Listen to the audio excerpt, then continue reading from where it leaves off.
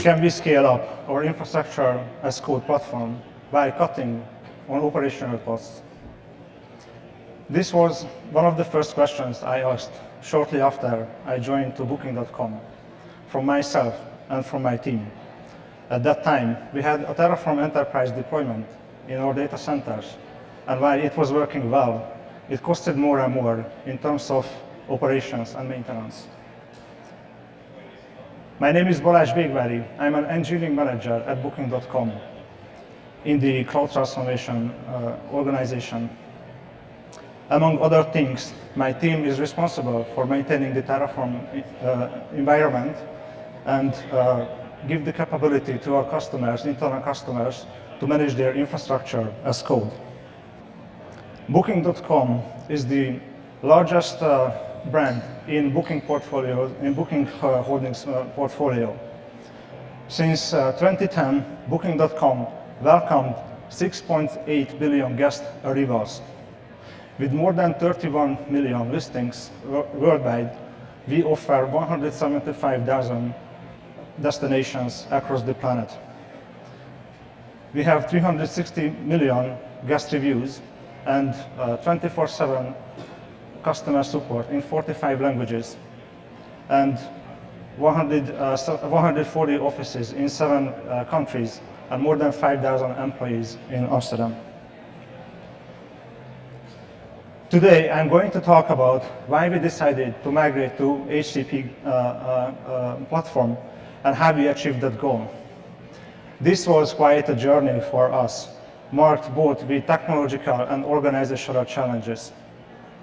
The ultimate question is, was it worth the effort? I answered that question later, but I would like to begin with a more fundamental question: why? Terraform Enterprise has served us well for years, but as more and more teams adopted it, the team that operating this environment was becoming the bottleneck for operations. We learned that as we add more and more workspaces to Terraform Enterprise, the load on this team is growing more, and if we wanted to double the workspaces, then we have to add more engineers. Or we had another choice and let HashiCorp to manage the infrastructure for us. Our journey started in 2020 when individual teams at Booking.com started to use Terraform open source to implement infrastructure as code best practices. And while it was a good start for them, it was an easy way to get started, this effort was unorganized, disconnected, and individual teams had to deal with troubleshooting, support issues, and all sorts of problems on their own, alone. Besides that, there was no governance, there was no code sharing between these teams, and they were acting as individual units. So in 2021, Booking decided to centralize this effort, and we provisioned the necessary hardware and software resources and dedicated a team to stand up a Terraform Enterprise environment in our data centers. This was followed by a quick growth and a rapid adoption, and in 2022 and 2023, the year-over-year growth of workspaces on this platform was about 4,000, and in total it came to 8,000 workspaces in just 2 years. By end of 2023, the operational load on this team was so big that we started to think, how can we scale further if we want to scale much further on this platform, then what is the right way to do this? And in 2024, we made the decision to migrate to the HashiCorp Cloud Platform, and we executed that transition in end of 2024 and 2025 beginning, and now we are using it and fully transitioned. What were the major challenges with Terraform Enterprise for us in terms of operations? The infrastructure was relatively simple, but it was an increasing effort to keep the compute, network, storage resources running in a secure and compliant way. We had to pay attention to hardware maintenance, network failures, and incident management and failovers. Also, we had to take part in quarterly compliance reviews and yearly SOX reviews and penetration testing, and then address all the findings with the individual teams and stakeholders until closure. Everything on top of this, we had to do capacity planning, monthly backup and restore drills, quarterly disaster recovery exercises, fixing security baselines and vulnerabilities, and also take part in firefighting exercises when global outages happen. The number of tickets has grown on this team in 3 years from 0 to about 300 tickets per year as a result of all of these activities. And what is more important is that the effort to resolve these tickets grown even more. So about 10 times comparing to the initial days over 5 years. And that was really concerning for us in terms of scaling operations and maintenance. Is it really a track that we can maintain or operate like this way? So where did we start? To understand the benefits of the HashiCorp Cloud Platform for our perspective, let's take a look how the environment looked like before the migration. We deployed Terraform Enterprise on bare metal servers in 2 regions, and we maintain 2 environments, one for production and one for development. We had about 80 organizations in Terraform Enterprise, 1 organization for each engineering team, and on average about 100 workspaces in each of these organizations, which is a total of 8,000 workspaces altogether. And workspace provisioning was a semi-automated process, a mixture of hand or manual work and automation based on our version control system and command line tooling. Besides that, we had providers and modules maintained by our engineering teams individually. There was still no real code sharing between them, and they worked independently. And the operations were centered or revolving around periodic business continuity checks, capacity management, manual failover process, in-house managed security, and regular third-party audits. This is how the architecture looked like at that time. For high availability, we deployed Terraform Enterprise into 2 regions, one active and one cold standby. And we also had Terraform agents in 2 regions, and the traffic from Terraform agents to Terraform Enterprise was flowing through Anycast and distributed load balancer and reaching the Terraform Enterprise server eventually. On the back end, we also had a PostgreSQL database and the Redis cache, and the database was replicated from the active region to the standby region. So when we have to fail over, then the data is ready. We used Prometheus for log collection and the metrics collection, and we backed up the data from the database and the state of the workspaces to an S3 bucket in AWS. Also, we used Ansible to automate cluster management tasks. What motivated us to change this?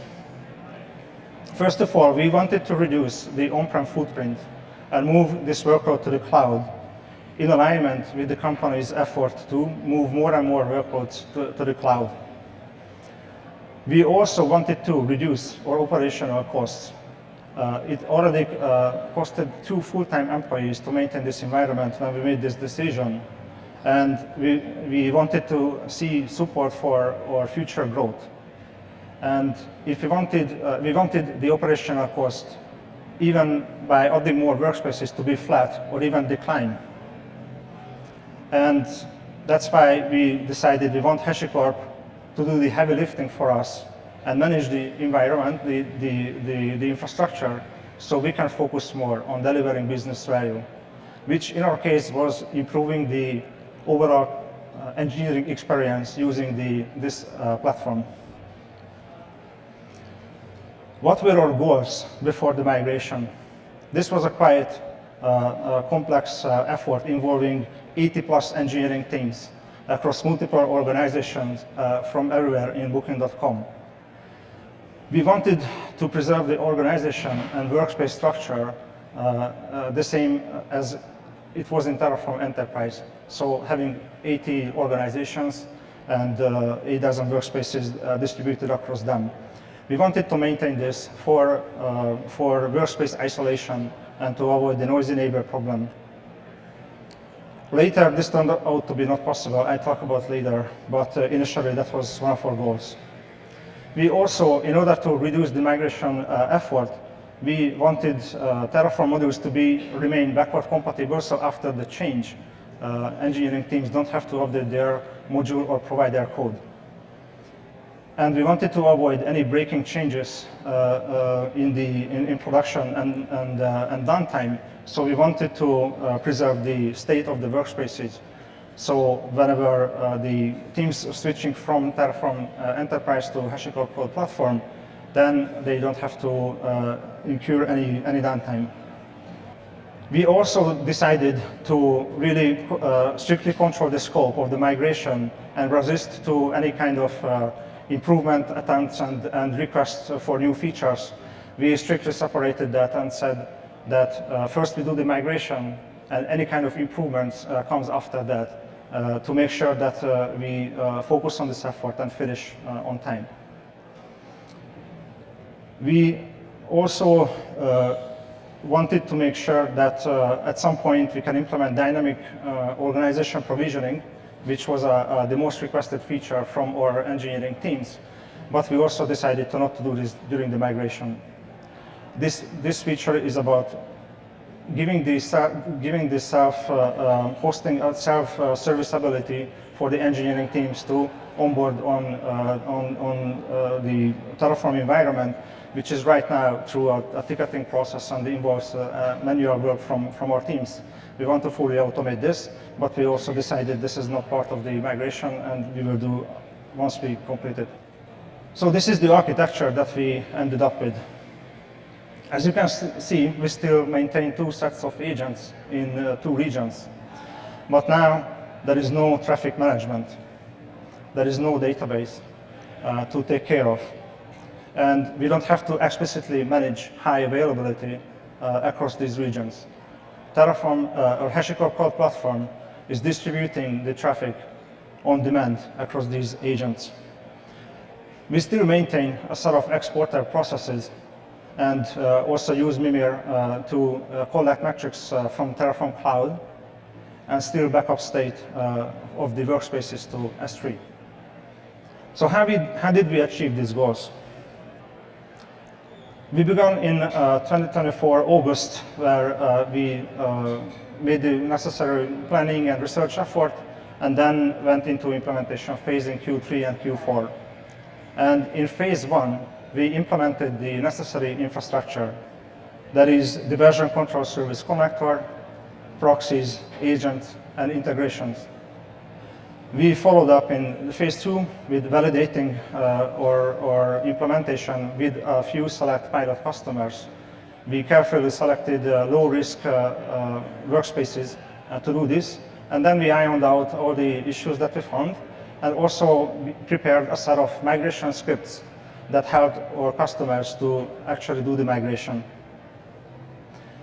In Q1, the actual migration started, and it was largely done by the engineering teams owning the different workspaces, using the migration scripts that we provided to them. And once the migration was done in Q1, in Q2 we followed up with cleanup. We decommissioned the Terraform Enterprise resources and went into the aftercare and improvement part of our plans. Now we can start working on implementing those enhancements that we were planning for. This was not only a technology challenge for us, but also an organizational one. And we have to fix and align ownership and the responsibilities across the organization. Initially, with Terraform Enterprise, a team, the virtualization infrastructure team, owned maintaining the Terraform Enterprise environment as an additional responsibility to their normal everyday charter. And while that was good, it led to, as the workload grew more and more on this team, it sometimes led to challenging prioritization decisions and difficult conversations, which product is more important to work on. So we fixed that by handing over after the migration phase, the ownership of Terraform environment to the infrastructure as code team in the Cloud Center of Excellence organization, which is a much better alignment with responsibilities. And now there is a team dedicated to manage everything related to infrastructure as code, and the other team can focus on their original charter. What was our migration strategy? Basically, once we created the environment for HashiCorp Cloud, we wanted to mirror every workspace from Terraform Enterprise to the HCP platform and create identical twins of the workspaces. And then, once that's done, then engineering teams on their own schedule, they can switch over to use the HCP platform. We achieved this goal by supplying a set of idempotent migration scripts to our engineering teams.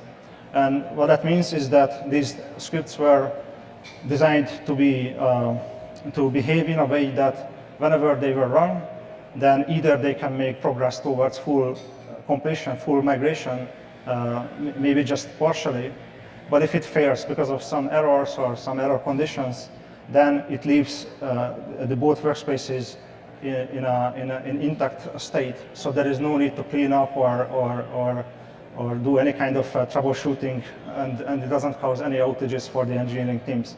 We did this because we didn't expect that the migration will be a fire and forget script, like you start it works for a few hours, and then it finishes. And that was not realistic, and we realized that we had to work with 80 teams, and if it starts failing and messing up their workspaces, then there is going to be a very big load on our team to fix and enable them. And once we decided on this, we tested it with a pilot wave, and it worked nicely, so we rolled out incrementally to the other teams, and that's how they use it.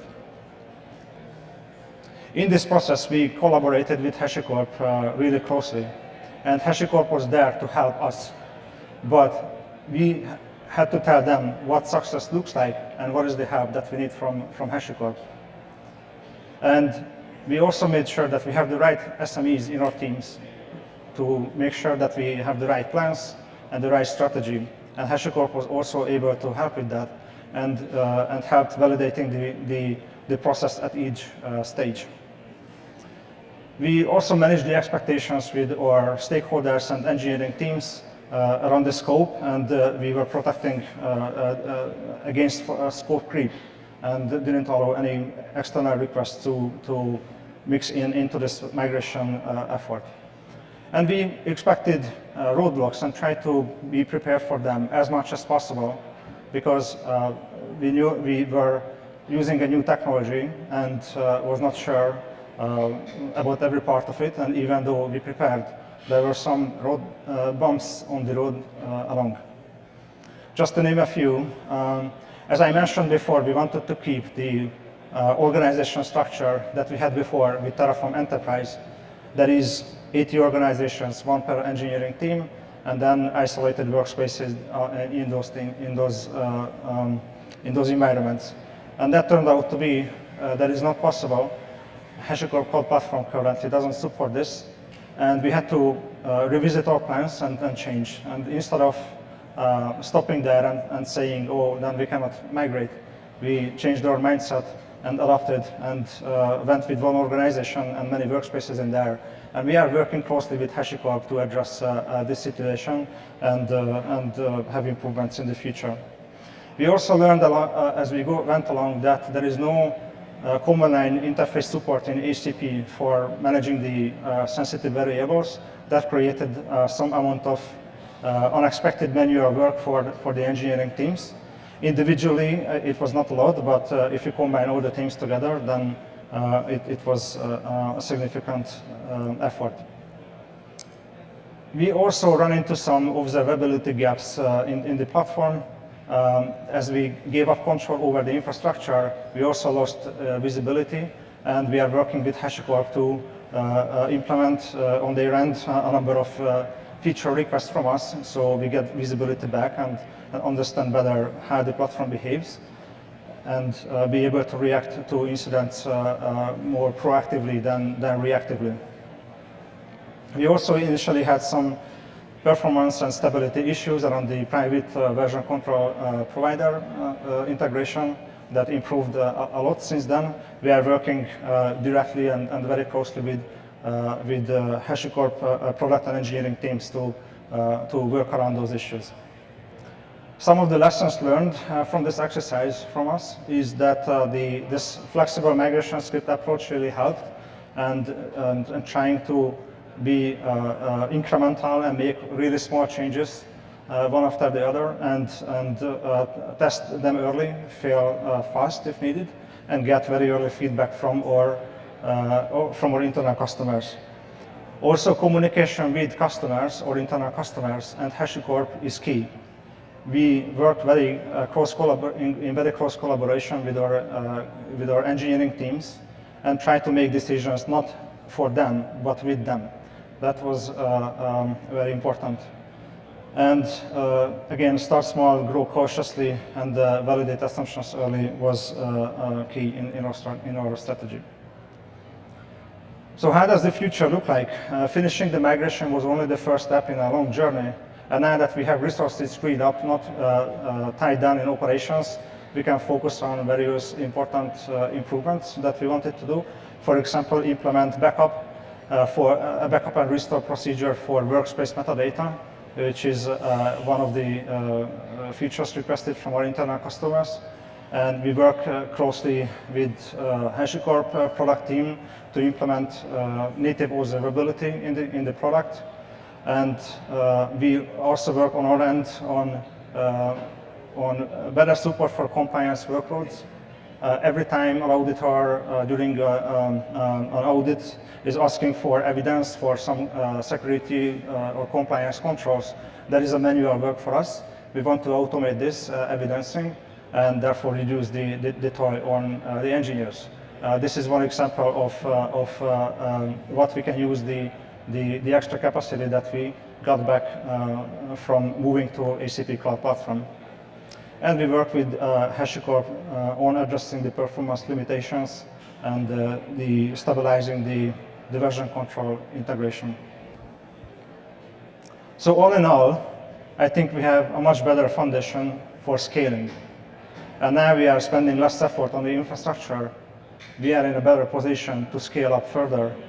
For example, we are planning to onboard a lot more workspaces within Booking.com that are still using the Terraform open source. But now we are confident that we can do this without increasing the operational capacity and keep the operations under control. So just to recap and to answer my original question, was it worth the effort? The answer is a straight yes, with a massive saving of 75% in operational cost. This is a win for us, and now we are ready to scale up and even confidently double the number of workspaces and keep operations costs under the cap. The projected operational effort, for example, already decreased by 66% for this year for this team, in return for investing 2 full-time engineer development time in this year. Our relationship with HashiCorp was an evolving one in this scenario. During this process, we formed a very direct relationship with HashiCorp, and working very closely with engineering, product, and support teams to implement and taking this environment further. As a result, HashiCorp is working on an additional feature requests that will enable other companies to adopt the product on Booking.com scale. And we formed a strategic relationship where we both focus on long-term gains instead of short-term goals.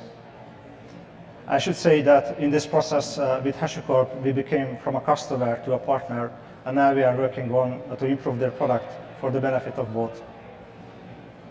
With that, thank you for your attention and having here today, and I look for your questions off stage. Thank you.